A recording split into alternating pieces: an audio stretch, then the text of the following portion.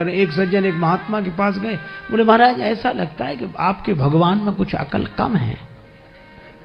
महात्मा बोले अहो भाग्य जो तुम्हारा दर्शन हुआ, कम सही है तो, कम सही है तो, हम तो मानते थे है ही नहीं।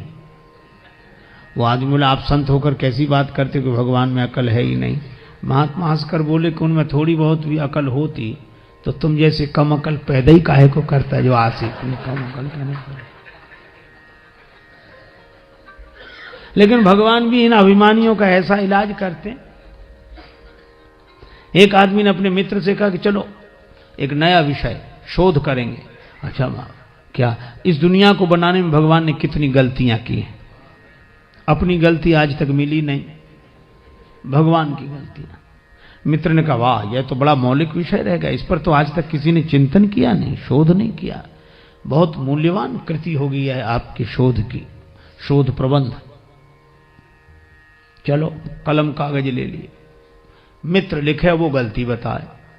हर जगह देखे भगवान ये गड़बड़ी कर दी भगवान ने। क्या एक गांव में गए तो छप्पर नुमा मकान था, उस पर कद्दू के काशी फल बड़े बड़े कद्दू लगे हुए और बेल दुबली पतली चौड़े पत्ते। बोले लिखो परमात्मा की गलती नंबर 1 नोट करो। इतनी दुबली पतली नाजुक सी बेल, इसमें इतने बड़े बड़े फल हैं, इससे समझ में आया वो बेअकल है। छोटे छोटे फल लगाने थे, बेल जितना सहन कर सके इतना बड़ा फल लगा दिया।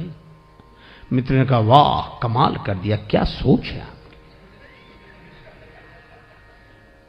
नोट कर लिया। कुछ दिन बाद फिर घूमते हुए निकले से एक बगीचे में पड़े थे आम के पेड़, आराम करने से ऐसे सो गए। ऊपर देखा कच्चे हरे रंग के आम लगे थे। अरे बोले देखो परमात्मा की गलती नंबर 2। इतना बड़ा विशाल वृक्ष और इसमें इतने छोटे छोटे फल हैं, इससे समझ में आया को बेअकल है। देखो मित्र ने कहा वाह यह भी बिल्कुल बिल्कुल। बोले कद्दू जैसे फल लगाता इसमें, छोटे छोटे फल उसमें लगाता। मित्र ने नोट। अब देख रहे थे ऐसे, भगवान ने भी सोचा कि इसको जरा समझा दें। तब तक ऐसी हवा का झोंका आया, एक आम का फल टूट कर गिरा और उसकी नाक पे, नाक जैसा नाजुक अंग, और आम का कच्चा फल पत्थर जैसा कठोर। और आज के जमाने का आदमी उससे आम की चोट बर्दाश्त नहीं होती तो खास चोट क्या बर्दाश्त हो सकेगी। इतने में ही तो मूर्छित हो गया वो, गिरा आम। अब मित्र का कलम कागज छूट गया, पंखा का हवा करने लगा। बोला डॉक्टर को बुलाएं, वैद्य को बुलाएं, कि हकीम को बुलाएं, कि हवा करते रहें, कि पानी पिलाएं। वो आदमी बोला कुछ मत करो, पहले दोनों गलतियां काट दो, एक भी नहीं है।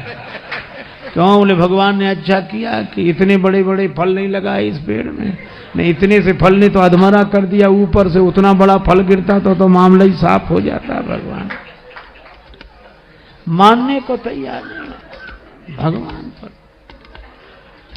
तो अभिमानी से बड़ा कोई अनाथ नहीं होता जो भगवान को न माने।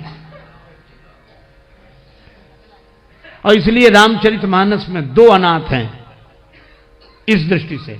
विश्वामित्र जी बोले एक हम, दूसरा बाली।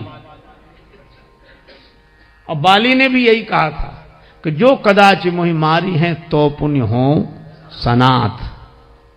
अभी तक तो मैंने किसी को नाथ माना नहीं, पर राम जी बाण मारेंगे तो मैं सनाथ हो जाऊंगा। सनाथ कैसे हो जाओगे? कहा अगर मैं अपनी मौत मर कर जाऊंगा तो हिसाब किताब हमारा होगा। कोई कहीं अपने ढंग से जाए तो सारा इंतजाम उसे अपना करना पड़ता है, और कोई भेजे तो सारी जिम्मेवारी उसकी, यहां से लेकर वहां तक का इंतजाम भेज तो तुम रहे हो। बाली ने कहा कि जिंदगी भर भगवान को माना नहीं, ऐसे मरूंगा तो अनाथ होकर जाऊंगा, और राम जी बाण मार कर भेजेंगे तो जिम्मेवारी उनकी रहेगी, मैं सनाथ हो जाऊंगा।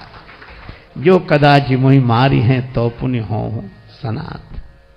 और हुआ भी, बाण लगा तो भी कह लिया अवगुण कवन नाथ मोहि मारा। नाथ शब्द से नाता जोड़ा। और विश्वामित्र जी भी रघुनाथ जी को ले गए, जब ताड़का मर गई तब ऋषि निज नाथ ही जिये चीन्ही, विद्या निधि कहूं